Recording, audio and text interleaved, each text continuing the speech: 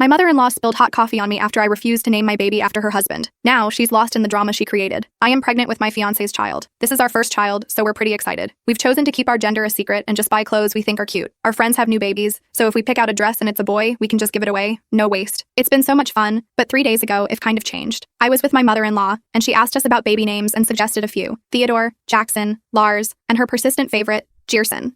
I was confused when I heard it, but apparently it was her late husband's name. He died when my fiancé was 5 due to an overdosing of pills, so she suggested we call him that. I responded, what if it's a girl? And no offense, but that name is uncommon and very special. It came out wrong, and then she started getting snarky with me. It's a boy, I can tell, she said, rubbing my stomach without consent, also with her knowing I'm sensitive to touch due to Asperger's. I brushed her hand away and suggested, how about Sion? She showed the most disgusted face. No, we need an American name, not Irish. You're not Irish anymore. You're American. I looked at her dumbfounded. I was born and raised in Cork before moving at 19. She knows this, but I tried to suggest another to move on. How about Asha? She looked at me disgustedly. My baby is a boy! A boy! She yelled louder. I tried to calm her down. Okay.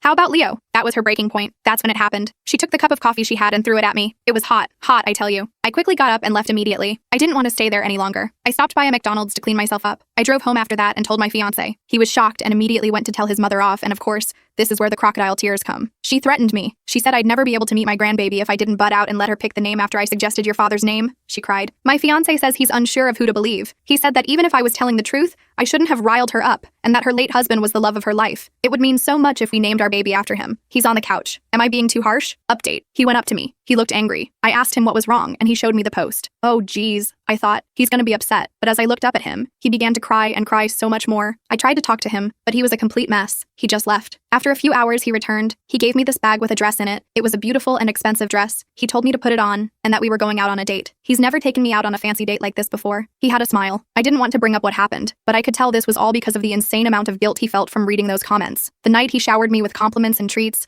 even taking me to a ring shop to buy me stuff. Now I know that physical stuff doesn't take away from the emotional torment tag that happened, but I can tell he feels guilty. Update 2. Things haven't been chilled from there. My mother-in-law called 2 days ago asking to come over for some tea, like we used to. I told her that I had nothing more to do with her. We're done. And if she tries to come near me or my husband again, I will take what she did to me to court. She sounded pretty defeated. I didn't say anything smart or cool, but I felt awesome. But then she said that the baby was hers as it is much like mine. I said, it's mine and my fiancé's baby. That's it. I can't believe you'd think for a second that I'd even have you see my baby. You're not even allowed supervised visits. Then she said, did you take your medication? You know how you are when you don't take your meds. Are you even fit to take care of the baby? I can help. I promise. Just let me come over for tea and we can arrange everything. I just want to help. I love you and my grandson. I lost it and dropped the call. My fiancé was just as angry. He would call her up, but I begged him not to. So he showed me a small text he sent to her, confirming everything I said he was on board with and never under any circumstances to contact him. Then he blocked her and took me out. I'm still so annoyed at the audacity.